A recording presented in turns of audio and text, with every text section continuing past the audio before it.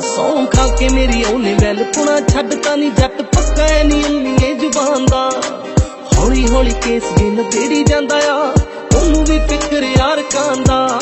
ਉਹ ਜੱਟਾਂ ਦਾ ਆ ਪੁੱਤ ਥੋੜਾ ਰੂੜ ਜਾਤਾ ਹੋਏਗਾ, ਸ਼ਹਿਰ ਐ ਬਠਿੰਡਾ ਐਟੀਟਿਊਡ ਜਾਤਾ ਹੋਏਗਾ। ਨੀ ਮੇਰੇ ਬਿਨ ਜੀ ਨੀ ਲਾਉਂਦਾ ਨਾ ਹਵਾਲਾਤਾਂ ਕੋਲੋਂ ਡਰਦਾ ਸੀ ਜਿਹੜਾ। ਨੀ ਹੌਲੀ ਹੌਲੀ ਵੈਲ ਛੱਡ ਜੂ